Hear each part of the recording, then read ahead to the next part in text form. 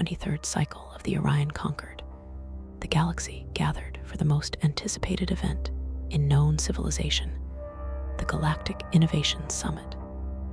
It wasn't just a meeting. It was a battlefield of ideas. Every 500 standard rotations, the greatest minds of every species convened to demonstrate their latest advancements, technologies so advanced they could reshape entire civilizations. Planets lived and died based on what happened here. And this year, humanity had been invited. The summit of perfection, the summit hall, was a colossal construct floating in interstellar stillness. Suspended above the star known as Callion Prime, glittered like a jewel wrapped in shimmering shields and intelligent architecture, constantly shifting to accommodate visiting delegations. Inside, thousands of representatives filled the amphitheater, some floating, some resting on articulated limbs, some existing more as clouds than bodies. Every species present had one thing in common. They believed themselves superior to humans, not in brutality, not in endurance, not in resilience, but in intellect. To them, humans were loud, chaotic, emotional, primitive, young species playing in cosmic waters they barely understood. So when Earth was invited, it wasn't respect. It was curiosity or mockery. The first demonstration came from the Velari Collective, masters of crystalline engineering. Their representative, an elegant being made of refractive crystal, stepped forward. With a harmonic vibration, they revealed their innovation. A planetary energy lattice capable of drawing unending power from quantum resonance fields. The hall erupted in appreciative frequencies, scent emissions, and emotional projections. Next came the Dral Imperium, a species so biologically advanced they required no mechanical augmentation at all. Their innovation, genetic restructuring that could eliminate aging entirely. Some species gasped in awe. Others were horrified. Immortality reshaped societies irreparably. Then came the Solari energy beings, who presented a method to stabilize collapsing stars and turn supernovas into controlled reactors. Beautiful, elegant, predictable, expected. This was galactic innovation. Order, precision, cold, calculated advancement. And then humanity was called. The human entrance, the human delegation walked in as if they had any right to be there at all. They didn't float. They didn't glow. They didn't hum with psionic power. They walked on legs, like cavemen with shiny coats. The ambassador was a woman in her late 40s, hair tied back, posture confident not because of arrogance, but because of familiarity with discomfort. Her name was Dr. Evelyn Hart, Chief Innovation Liaison of United Earth. Behind her were 3 support delegates, a robotics engineer, a behavioral psychologist, and a musician. Whispers, spoken and telepathic, swept through the chamber. Why is a noisemaker here? They bring entertainers to scientific councils. Humans, of course. Dr. Evelyn smiled politely, as if she heard none of it. She had. Humans always did. Expectation, the grand moderator, addressed her. Humans of Earth, present your contribution to galactic advancement. Be aware that submissions are judged on efficiency, stability, and precision. Creativity without optimization is irrelevant. Evelyn nodded, unoffended. That's exactly what we expected. There was a subtle tension. Many expected humans to present weapons. Humans were famous for that. Others expected primitive but enthusiastic attempts at advanced technologies. Instead, Evelyn simply said, "We brought 3 things. None of them what you consider technology. All of them are why we thrive." The room went silent. Demonstration 1. Failure. Evelyn gestured, and behind her appeared a holographic sequence. It was not shining technology, not a gleaming invention. It was history, human history, Wars, riots, pandemics, natural disasters, civilization collapses. Every catastrophic moment any logical species would assume should have ended humans.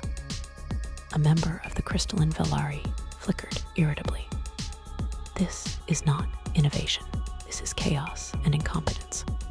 The hall murmured in agreement. Evelyn nodded softly. Yes, it is chaos. It is pain. It is failure. Then the hologram shifted. Reconstruction after disaster. Medical breakthroughs following pandemics. Rebirth of cities. New laws. New societies. Art after misery. Music after tragedy. Stories after loss. People rebuilding when nothing remained but ash and stubbornness. Evelyn spoke quietly, but each word echoed. We fail. Constantly. We shatter. We break. We collapse. No species here has fallen as many times as we have. She looked directly at the moderator. But we are still here. Silence. The biological species felt it first, an instinctive chill. Resilience was known. Logical. But this wasn't resilience. It was purposeful rebirth. A concept terrifying and inspiring at once. Demonstration 2. Improvisation. Evelyn nodded to the robotics delegate. He placed a human device on the presentation platform. It was ugly, not sleek, not symmetric, clearly cobbled together from mismatched components. The hall collectively recoiled. The delegate smiled. This, he said happily, is a field repair drone. The Solari representative pulsed with confusion. It is inefficient. Your materials are crude. Your design flawed. The human shrugged. It was built in a collapsing mining station with scavenged parts, while under attack by pirates, with 3 minutes until total core detonation. It worked. He activated it. Drone buzzed like an annoyed insect and immediately began analyzing objects in the hall. It dynamically reshaped itself, rewired its systems, improvised improvements based on environmental randomness. It adapted, not perfectly, not elegantly, but relentlessly. Evelyn explained, most of your innovations depend on controlled environments, specific conditions, predictable parameters. Humans build when nothing is predictable, when conditions are hostile, when nothing is ideal, when everything is broken. She gestured at the alien marvels displayed earlier. Your technology is perfect until it isn't. When the elegant breaks, it stays broken. Our inventions, they were born broken, and we made them work anyway. The hall did not applaud. This wasn't applause material. This was unsettling. Demonstration 3. Creativity. The final presenter stepped forward. The musician. They held no device, no tool, just an instrument. A simple wooden violin. Several species emitted disbelief. Primitive, pointless noise. The musician raised the violin and played. The sound that broke the galaxy. There was no grand technological display. No glowing holograms, just sound, vibration, emotion, not telepathic communication, not pheromone sharing, not neural linking.